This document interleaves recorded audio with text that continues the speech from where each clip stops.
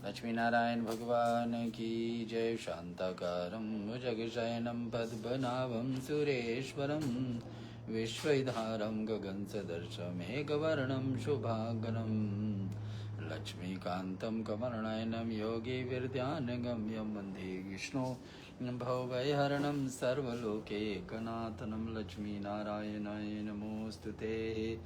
मैं जनाब आपको स्वागत कर रहे हैं। आज पुरुषोत्तम महीना का शुक्ल पक्ष का त्रयोदशी है। शुक्ल पक्ष का महीना कहीं 2.5 से 3 साल बाद, वर्ष बाद की हमारे बीच में आती है और इस महीना को अधिक मास भी कहा जाता है और मल मास के रूप से मंगल मल मास के रूप से भी माना जाता है। तो अभी हम लोग अब हम लोग इसके लिए भगवान श्री हरि का स्तुति करेंगे। भगवान श्री हरि का एक एक नामों से कुछ न कुछ समर्पित करेंगे। ये हमारे पास सट नाम के तुलसी मंजरी है, इसको समर्पित करेंगे और इसके साथ जोड़ करके भगवान का पीले फूल अर्पण करेंगे। आपका कुछ साधन है तो तैयारी कर लीजिए, कुछ ही क्षण में हम शुरू करने वाले हैं। पहले तो पाठ श्रवण करेंगे। पाठ में पुरुषोत्तम महीना का पाठ हमारे बीच में मिलती है पद्म पुराण से, जहाँ विष्णु भगवान की चर्चा है। इस भाग वाली कथा जो हम आपको सुना रहे हैं, ये कथा भगवान श्री कृष्ण ने युधिष्ठिर से बताई थी। युधिष्ठिर को और 5 पांडव द्रौपदी सहित वन में थे। भगवान वहाँ पर पधारे। भगवान उनको दुख के बेला में शामिल हुए और उसको समझाए ये जो पुरुषोत्तम महीना है ये कितनी लाभदायक महीना है। कैसे हम लोग को बड़ा सौभाग्य होता है कि इस समय कोई भगवान का भक्ति कर सके तो प्राप्त हो सकता है। तो इसमें हम लोग को मिलती है अवसर, तो हम लोग को इसका लाभ लेना चाहिए। अभी हम थोड़े क्षण में आपको कथा को ज्ञात कराएंगे। उसके बाद में सट नाम से तुलसी मंजरी अर्पण करेंगे। आप भी तैयारी कर लीजिए, 108 नामावली बोलेंगे, फिर आरती पे चले जाएंगे। अभी हमारे साथ में आप जुड़े रहिए करीबन 20 मिनट आधे घंटे तक। लक्ष्मी नारायण भगवान की जय। आइए बिना विलम्ब कथा को आरंभ करते हैं। श्री वरकतुंड महाकार्य सूर्य कोटि समप्रभ निर्विघ्नं कुरु मे देव सर्वकार्येषु सर्वदा। श्री सिद्धि बुद्धि सहिताय श्रीमन् महागणाधिपते नमः। कल कविराम की कथा से आगे आज कर्ण, दुर्योधन आदि गंगा पुत्र विषम कृपाचार्य अश्वत्थामा द्रोण सौबेल इनके तुम्हारे जिन सदा व्याकुल रहता है और बन वारसी होने के कारण तुम्हारा सुख ध्वंस हो रहा है। स्वजनों को वियोग में दुख है। वन में निवास विज्ञा का आराधन में तत्पर अर्जुन के सब शस्त्र सीखने की स्वर्ग में जाने के तुमको दुख प्राप्त होने पर तथा उसके वियोग में कृष्ण शरीर होने वाले कारण तुमसे पुरुषोत्तम को ना जानना। हे राजन, इसके प्रभाव से भविष्य साधन होता है। इसमें से तुम और क्या कृत भविष्य में वर्तन जानना चाहते हो।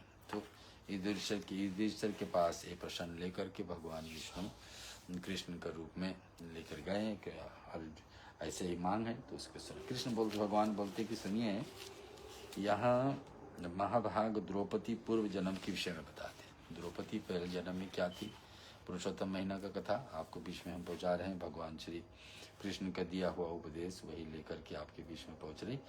तो आगे कथा जैसे है और जैसे भगवान हमारे बीच में दिए हैं वैसे मैं आपको सीधे सीधे शब्दों में सुना रहे हैं। सुंदर स्वरूपी पुत्री थी, किसके? द्रौपदी के बारे में चर्चा पिछले जन्मों का। तो सुंदर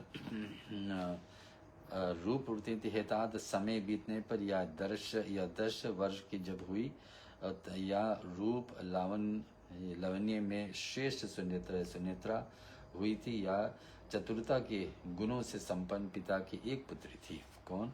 द्रौपदी। पिछले जन्मों की कथा सुन रहे हैं। इसी कारण से वह क्षितिजा पिता की अधिक प्यारी थी। इसको ब्राह्मण ने पुत्र के समान पाला, कभी तिरस्कार नहीं किया। वह संहिता शास्त्र में कुशल और नीति से भी पीड़ित थी। तो इनका पिता था तो बड़े प्यार दुलार से तो पाले, एक ही लाडली थी। और फिर हे राजन, नित्य सुख वाली होने से वह दिन यह विचार करने लगी कि मैं पुत्र और पौत्र वाली कब होंगी। इस प्रकार से मुझे गुण और भाग्य का निधान स्वामी मिले और सुख देने वाले पुत्र मेरे किस प्रकार से हो। इस प्रकार से वह मन सेविनी मनोहर रथ का अंत को प्राप्त हो जाती है। मैं प्रीति युक्त होकर किस देवता का उपासना करूं अथवा किस मुनि का, किस तीर्थ की आराधना करूं।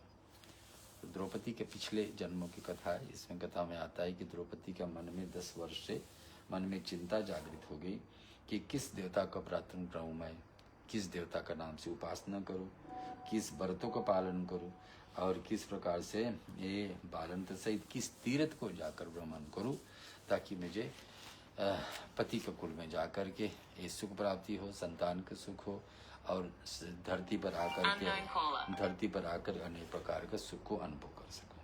तो ये सारे बातें इसको लेकर के भगवान श्री कृष्ण का ये वचन आती है। बीच में सुनेंगे आगे।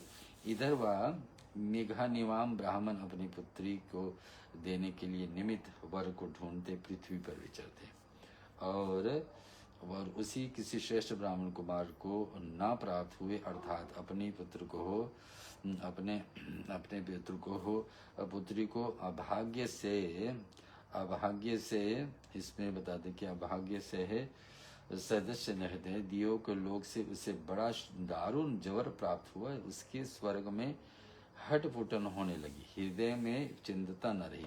इस समय उसकी कन्यादान का नाम संकल्प भग हो गया और महारोग मुक्त से होने कर उसका घर पर जाकर के, कथा में सुना रहा हूँ पुरुषोत्तम महीना का, भगवान कृष्ण का दोहराया गया एक कथा युधिष्ठिर के पास जाने इच्छा हुई तो ऋषियों ने ये श्रेष्ठ ब्राह्मण चलते ही मूर्छित हो गिरता हुआ और मद से मक्त गजराज समान चढ़ने लगा। घर आते ही वह पृथ्वी में गिरा जब तक पुत्री पिता के लेने के लिए नहीं चली।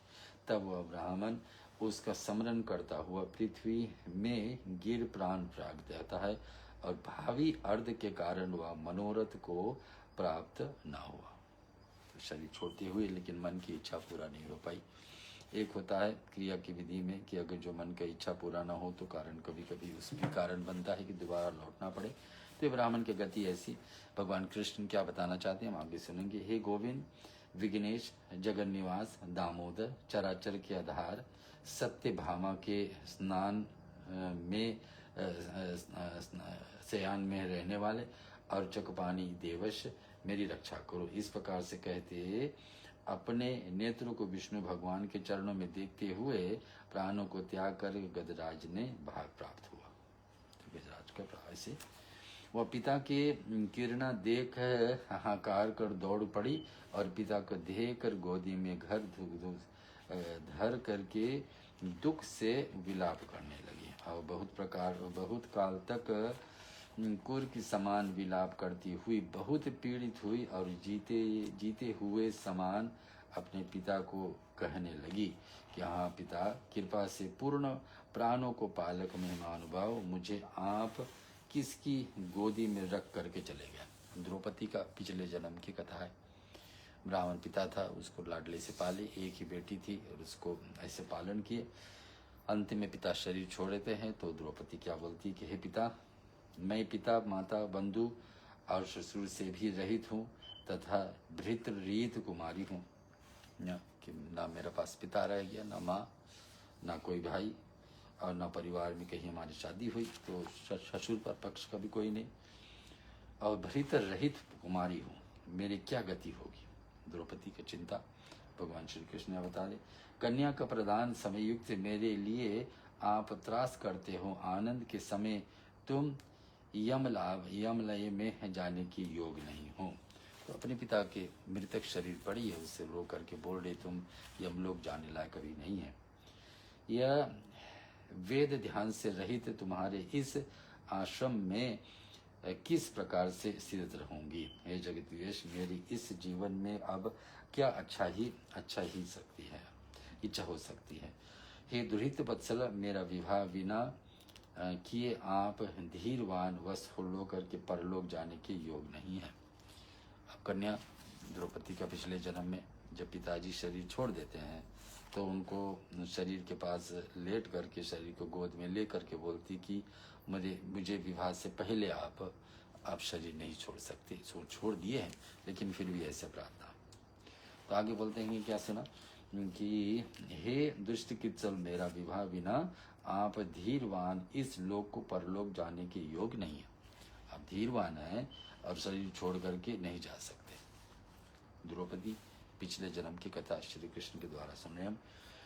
या कह कर करने वाला आंखों से आंसू भर पिता के मुख चूमने लगे। कौन? द्रौपदी। और वह सुंदरी महादुखी हो ऊंचे श्वास रुदन जोर ज्यादा आवाज में रोने लगती। फिर तपोवनवासी ब्राह्मण उसका रोना सुनकर कहने लगे कि क्या भयंकर शब्द सुनाई आती है। तो आसपास में जो तपस्या कर रहे हैं और लोग थे, ऋषि मुनि दौड़ करके आते हैं, पूछते हैं क्या मेधा ऋषि के बेटी का करुणा भरा शब्द सुनाई आता है। मेधा ऋषि उसके पिताजी। इस प्रकार से संभ्रम को प्राप्त हो सहस्त्रों को ऋषि उसके निकट आए। शोक से सप्तजनदन होकर हाहाकार करने लगे। सारे ऋषि मुनि भी द्रौपदी के साथ रोने लगे। जैसे गर्मी में व्याकुल हंस पीड़ित होते हैं, इसी प्रकार से सारे ऋषि समाज भी वहां पर पीड़ित होते हैं। और उन ऋषि राज के शरीर को सुता की गोद में देखते हुए तब कन्या ने समझा करके काष्ठ लाए इसके शरीर को देखे। तो कन्या के साथ मिलकर के समझाने लगे, मेधा ऋषि की बेटी अग्नि में दग्ध कर, और सब ऋषि अपने अपने आश्रम को चले। तो अग्निदाह संस्कार हुआ। किसका? मेधा ऋषि, जिसका बेटी है द्रौपदी, पिछले जन्म का। और दीनहीन मनोरथ विपत्ति प्राप्त हुई और कन्या वहां पर निवास करने लगी और अपने अनुरूप पति प्राप्त होने की इच्छा करने लगी कि मेरा पति मेरे लायक मिले, मेरा पिता जैसे मुझे श्रेष्ठ ज्ञान से पालन है वैसे ही मेरा पति मिले। तो यहाँ मैं सुना रहा हूँ आपको पुरुषोत्तम मान की कथा। सुभाष चट्टिका ऋषि यहाँ कथा समाप्त करे। आगे बोल रहे श्री कृष्ण वाच नित्यः नीव सत्यं सदत्तमेव तपोवने शौकेन परिष्कृष्टाहं हिमाक्तां पदिनिभं ईशारसं सुभृतां भृकरीचितं गललेश्यस्तं तुम भृदुगाजनाहं। इसका अर्थ है, श्री कृष्ण बोलते हैं कि इस प्रकार से ये 5वां अध्याय में सुना रहा हूँ पुरुषोत्तम महीना का कथा। वैसे तो 13वां दिन चल रहा महीना का, ये महीना की समाप्ति है जून 15 तारीख को। तो कृष्ण भगवान बोलते उन वन में निवास करते उस कन्या का शोक से हिम की सताई पद्मिनी की समान दशा हो गई। शून्य वन में युद्ध से भ्रष्ट भृगी समान आंसुओं को शरीर भीजती हुई हृदय कमल को दिग्ध करती है। कन्या अकेले रह रही है, आसपास में ऋषि समाज तो है, लेकिन हमेशा आंसू में भरी रहती थी। दुख इस बात का है कि मेरे पिताजी मुझे छोड़ करके गए और मेरे पास अब कोई नहीं, भाई बंधु भी नहीं, माँ भी नहीं, और ससुराल पक्ष में हम पहुंच नहीं पाए और ऐसी दशा होगी। भविष्य के बल से प्रेषित है भगवान या परम कोपन स्वभाव से त्रिस्त ऋषि अर्थात दुर्वासा को रक्षित से कि वहां का है। दुर्वासा ऋषि पहुंचते हैं, देखते क्या उपाय देते हैं। उनके देखने मात्र से ही इंद्र को भी अधिक ताप होता था। अब जटा कल में सचत साक्षात शंकर जी के समान थे। हे गजेंद्र, जो कि तुम्हारी माता ने बड़ी प्रीति से बालपन से इस दुर्वासा को प्रसन्न किया था, इस कारण से तुम्हें प्रसन्न हो इसको देवताओं को बुला करके विज्ञा प्रदान किया जाए। दुर्वासा ऋषि के कहते हैं हम तुम्हारे माँ का ऋण है और इस कारण से बेटी आपके लिए हम देवताओं को बुला करके विद्या प्राप्त करवाएंगे। किसको? द्रौपदी का पिछले जन्म। ये राजन, जिन्होंने राजाओं से पूजित प्राद वाले मुझको ही अत्यंत पीड़ित किया हो, वे ऐसा कोई नहीं कर सकता। कि तो मैंने राजाओं ने मुझे पीड़ित किया, लेकिन आपको मैं ऐसा नहीं कर दूंगा कि आप दुख सहें। तो दुर्वासा ऋषि क्या बोल रहे हैं कि ऐसा कोई नहीं करेगा। और हमको और रुक्मणी को कुसुमार के रथ में लगाया, जल की इच्छा करने से भी और बालकों को जल ना देकर पीड़ित किया। और महाक्रोध से व्याप्त शरीर साक्षात रुद्र के अंश से संभूत हुए और काल रुद्र समान व दूसरा शरीर धारण किए। अत्रि का महाप्रतापी से कल्प वृक्ष दिव्य फल पतिव्रता शिरोमणि अनसुईया के गर्भ से उत्पन्न हुई। हम लोग द्रौपदी का पिछले जन्मों की कथा बता रहे हैं, जहाँ पर पुरुषोत्तम महीना के अंदर की कथा है, जहाँ पर भगवान श्री कृष्ण ये ज्ञान दे रहे, हम लोग को सुनेंगे। बुद्धिमान दुर्वासा ने साक्षात ब्रह्मा जी के समान मूर्ति धारण की, अनेक तीर्थों में जल से धोई जटा मारे शोभित था। उन ऋषियों ने आया देखकर शोक सागर से हट करके वह ब्राह्मण कुमारी अपने नेत्रों को खोल अच्छे स्वर में बोलने लगी। क्या बोलती है द्रौपदी पिछले जन्म में कि अद्भुत कर्मा मुनि के चरणों में से सिर से प्रमाण करती हुई और नमस्कार कर ऐसे वन को अपने आश्रम ले गई और वाल्मीकि जानकी के वहाँ आए। वहाँ पर तपस्विनी सुमुखियों ने ऋषिराज की वन में छोटे बड़े अच्छे फल पुष्प आदि समेत प्रजा की। तो एक बेटी का कथा है, द्रौपदी पिछले जन्म में कैसे द्रौपदी इस जन्म में आई, पिछले जन्म में कौन सा कर्म की थी, उस कारण से ऐसा आए, वो कथा को आपको ज्ञात कराएं।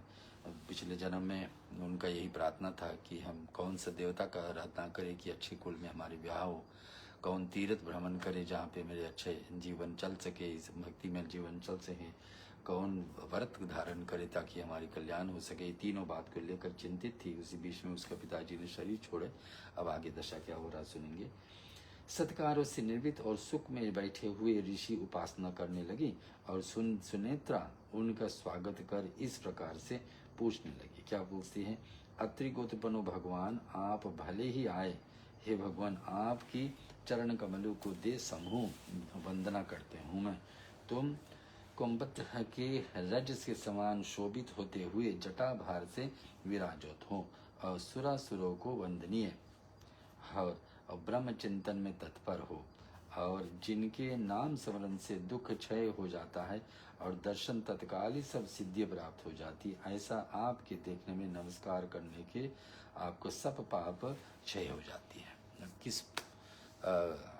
किस कर्म करने से पाप क्षय होता है हम लोग सुनने वाले। अभी समान बीच में आ रही कि एक ऋषि ने क्या आशीर्वाद दे रहे हैं कि आप सुनिए।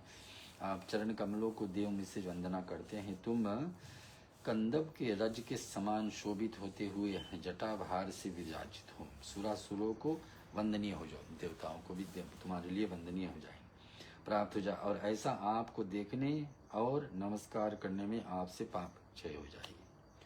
तो ये ऋषि शार्दुल जी बता रहे, मुझे कुछ आपसे पूछने की इच्छा है।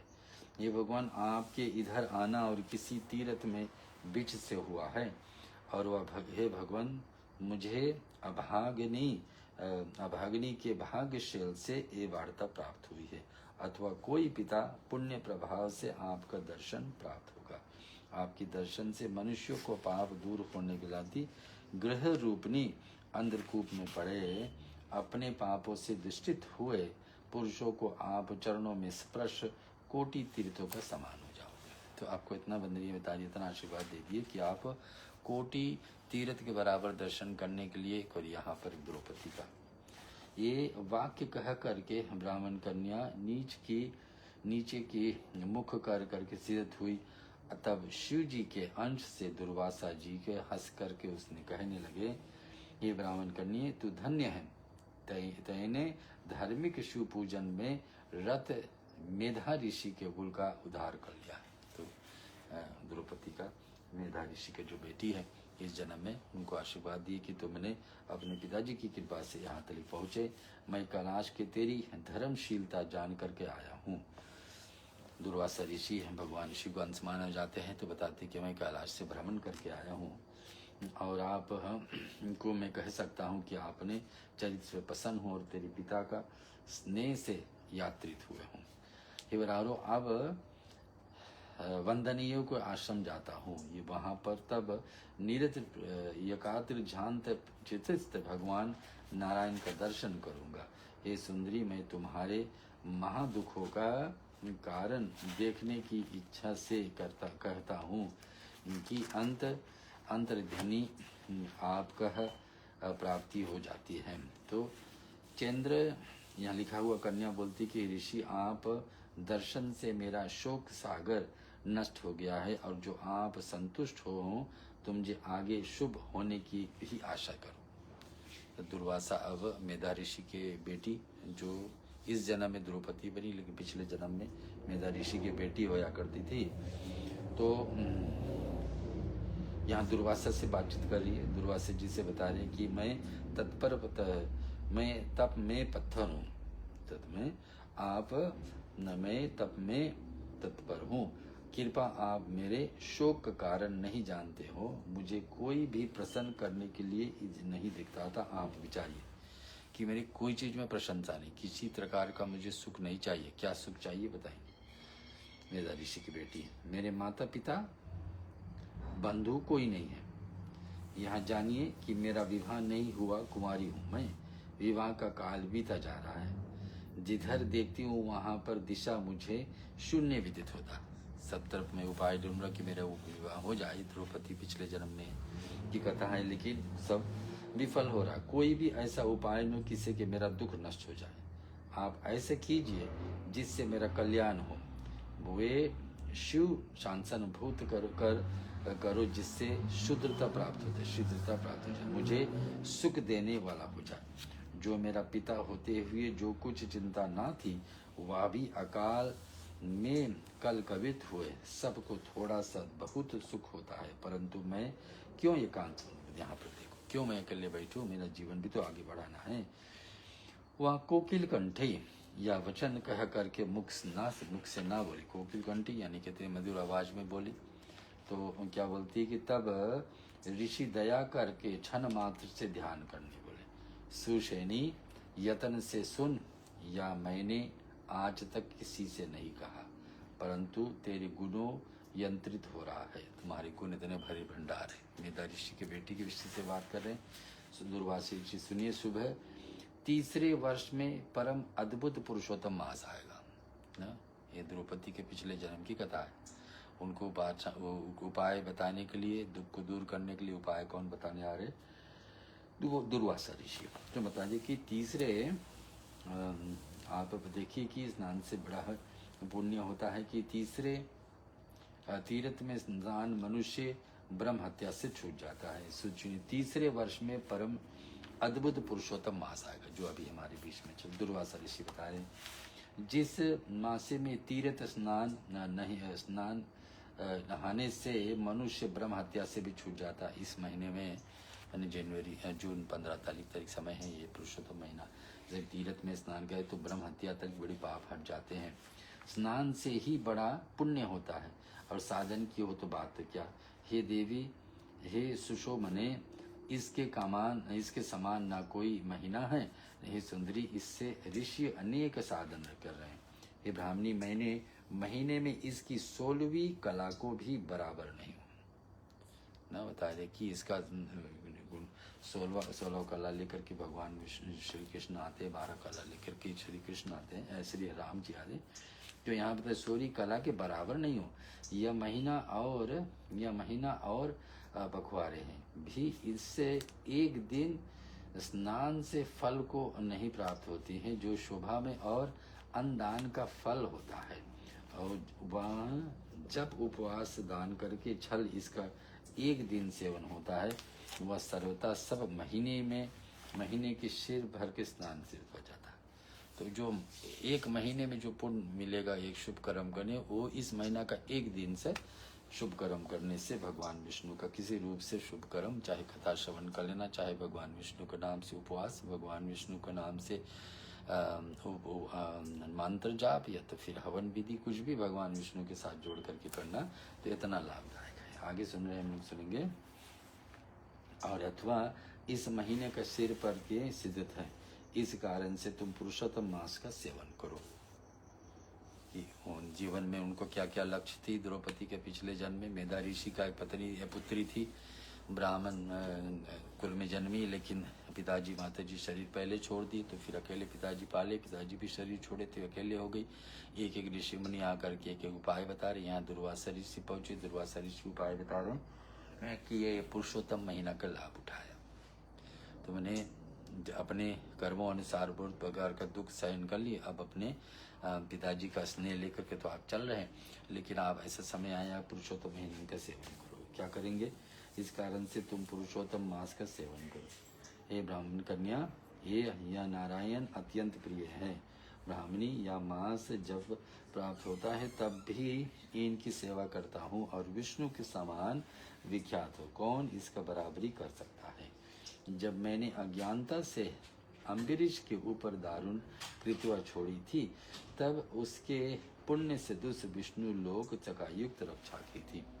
तो बता रही कि हमने इसी प्रकार से अम्बरीश नाम का ऋषि के ऊपर एक बाण छोड़े थे, तो क्या दशा हुई। भगवान विष्णु के चक्र हमारे पीछे लगे थे।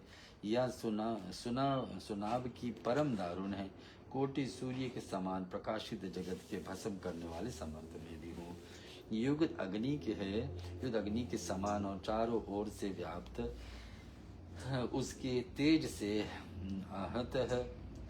आहत हुआ और मैं इस महीने के पुण्य प्रभाव से ही मुक्त हुआ हूँ। तो दुर्वासा ऋषि स्वयं बता रहे हैं कि इस महीने का में एक दिन का जो पूजा पाठ है और महीनों के मिलाने में एक महीने तक वही पूजा पाठ करोगे, इस महीना में एक दिन कर लोगे तो इतना ज़्यादा लाभ हो सकता है। तो यहाँ उदाहरण दे रहे, और दुर्वासा ऋषि भी बता रहे कि इस महीने के प्रताप से जो मैं कुछ हूँ तो इन महीना के प्रताप से युग अंत की अग्नि के समान और चारों ओर से व्याप्त होती है। तेज से आहत हुआ और इस महीने के पुण्य प्रभाव से ही मुक्त हुआ हूँ मैं। नहीं तो नारायण के हाथ से छूटे हुए चक्र कौन मुक्त कर सकता है। कि इस महीना में निवृत्त किया था तो नारायण का चक्र भी मुझे नहीं काट पाया। यानी कि हमने गलती इतने बड़ा किए थे, लेकिन महीना का पुण्य इतना बराबर उठी थी। चाहे साक्षात देव इंद्र के शत्रु मारने वाला क्यों ना हो जाए, वह मारू ना हो और जीवन के बच सकता है। वह भागनी, उस दिन से मुझे बड़ा विस्मय हो गया। क्या हो, इस महीना का ऐसा प्रभाव है कि जिसे कोई नहीं जान सकता। कारण कि महात्मान वाले विष्णु इस स्वीकार किए हैं, क्योंकि भगवान विष्णु ने इनको स्वयं स्वीकार किए हैं। तो यहाँ पर 5वां अध्याय का अंतिम में हम लोग पहुँचे। 5वां दिन है आज। तो यहाँ बता रही इति श्री पुरुषोत्तम महात्म नाम कथा संपूर्ण। बोलिए लक्ष्मी नारायण भगवान की जय है। ओम नमो भगवते वासुदेवाय। ओम नमो भगवते वासुदेवाय। ओम नमो भगवते वासुदेवाय। ओम नमो भगवते वासुदेवाय। नमो भगवते वासुदेवाय। ओम नमो भगवते वासुदेवाय। वासुदेव भगवान की जय। अब भजन हम लोग चलेंगे भगवान विष्णु को षट नाम से तुलसी मंजरी अर्पण करने के लिए। आप भी तैयारी कर लीजिए। कुछ तुलसी के पत्र हम अर्पण करने के लिए मंजरी अर्पण करेंगे भगवान विष्णु को। ओम विष्णुवे नमः ऐसे बोल करके डालेंगे। तुलसी की बोला ओम विश्वस्मे नमः। ओम कृष्णाय नमः। लक्ष्मीपते नमः। श्री वैकुंठाय नमः। गरुड़ध्वजाय नमः। ओम श्री परब्रह्मणे नमः। जगन्नाथाय नमः। ओम वासुदेवाय नमः। त्रिविक्रमाय नमः। देवतंतकाय नमः। मधुरीपिवे नमः। दक्षरवाहनाय नमः। सनातनाय नमः।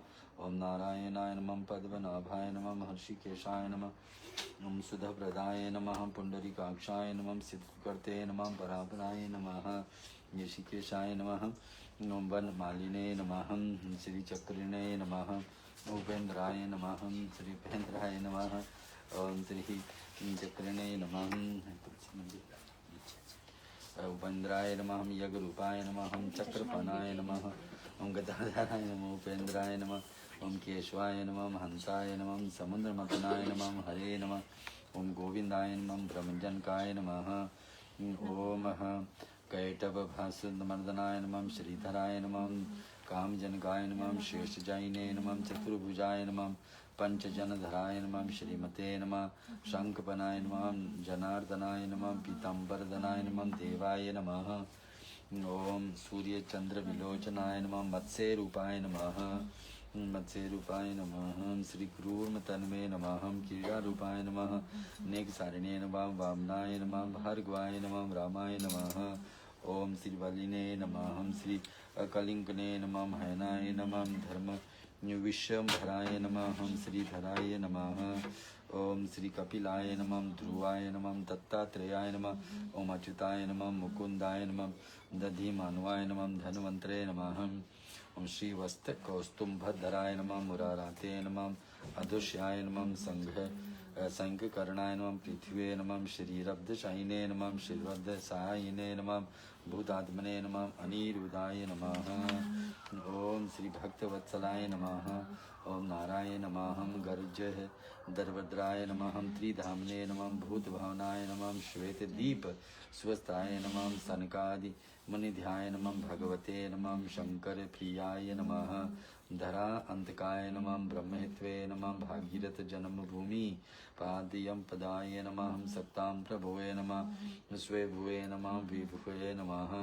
ओम घनश्यामाय नमः जगदांतर अंत जगत कारणाय नमः अव्याय नमः बुद्ध अवताराय नमः शांतिमते नमः लीला मनुष्य विग्रहाय नमः ओम दामोदराय नमः वीरांग उरूपवाय नमः भूत भव प्रभुवे नमः ओम आदि देवाय नमः देव देवाय नमः प्रहलाद परिपालकाय नमः महाविष्णुवे नमः भगवान नाम असरय सतः शतोदक नाम संपूर्णम आरती करते हैं भगवान विष्णु का। ओम तेरी घंटी लेना पीछे पड़ोगे। ओम जय जगदीश हरे प्रभु जय जगदीश हरे मायातीत महेश्वर मायातीत महेश्वर मन वच बुद्धि परे ओम जय जगदीश हरे आदि अनादि अगोचर आदि अनादि अगोचर अविचल श्री हरि अविचल अविनाशी अतुल अनंत अनामय अतुल अनंत अनामय जगति राशि ओम जय जगदीश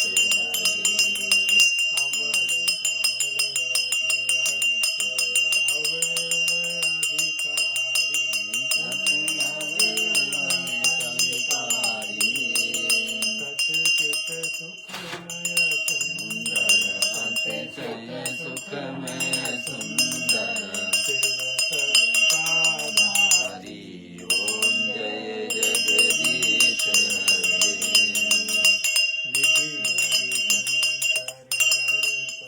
सूर्य शक्ति रूपा तुमी सूर्य शक्ति रूपा विश्व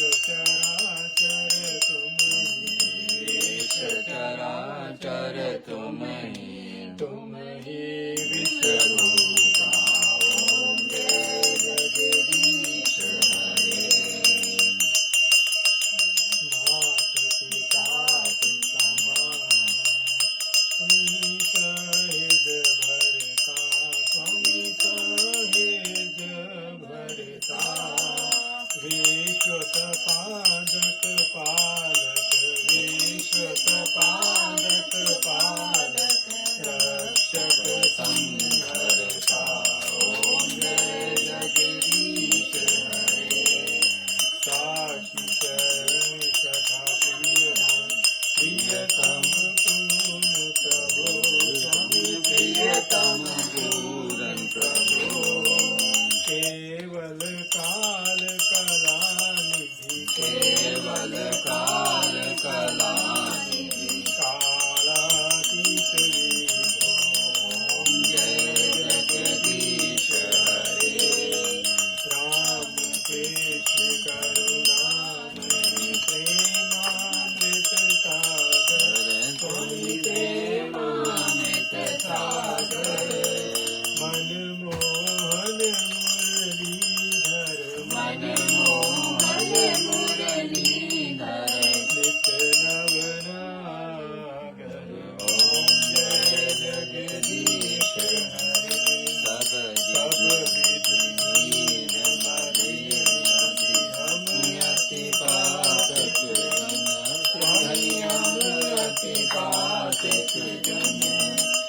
प्रभु पद विमुख अभागी, प्रभु पद विमुख अभागी, कलि कलुषित तन मन।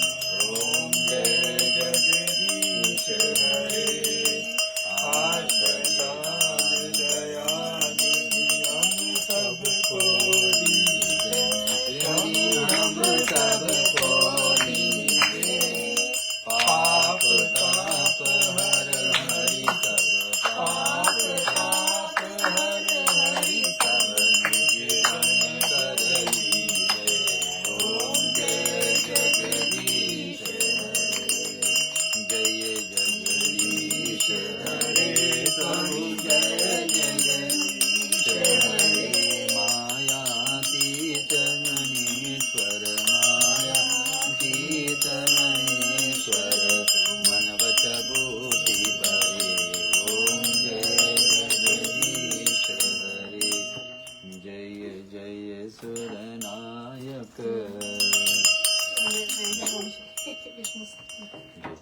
जय जय सुरनायक, जन सुखदायक, प्रणत बाल भगवंता, गोदिज हितकारी, जय असुरारी, सिंधु सुता प्रिय कंता, पारत सुर धरणी, अद्भुत करणी, मरम न जाने कोई, जो सहज कृपाला, दीन दयाला, करे अनुग्रह सोई।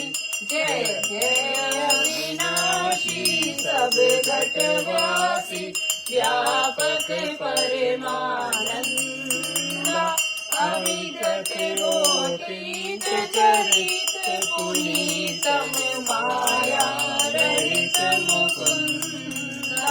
जय रागी विरागी, अति अनुरागी, विगत मोह मुनि वृंदा, निधि गावै गुण गण गावै, जयति सच्चिदानंदा। जय सृष्टि उपाई, त्रिविध गणाई, संग सहाय न दूजा, सो करुणाकारी, चिंत हमारी, जाने भगति न दूजा। जो भव भय वंचन, मुनि मन रंजन, गंजन विपति भरूता, मन वच क्रम बानी, चाळि सयानी, शरण सकल सुर जूता। सादर शुचि शेषा, विषय अशेषा, जा कहे को नहीं जाना। जय दीन प्यारे, वेद पुकारे, द्रवहु सो श्री भगवाना।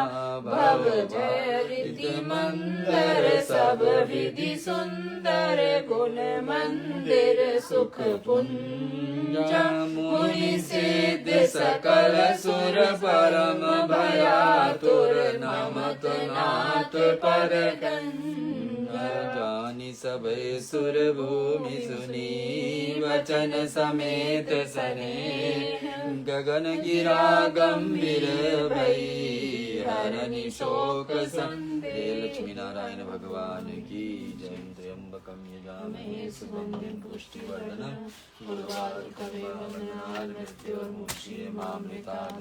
त्र्यंबकं यजामहे सुगंधिं पुष्टिवर्धनम्, उर्वारुकमिव मृत्योर्मुक्षीयमामृतात्। त्र्यंबकं यजामहे सुगंधिं पुष्टिवर्धनम्, उर्वारुकमिव मृत्योर्मुक्षीयमामृतात्। सर्वेषां स्वस्तिर्भवतु। सर्वे सर्वेषां शान्तिर्भवतु सर्वेषां शान्तिर्भवतु सर्वेषां पूर्णं भवतु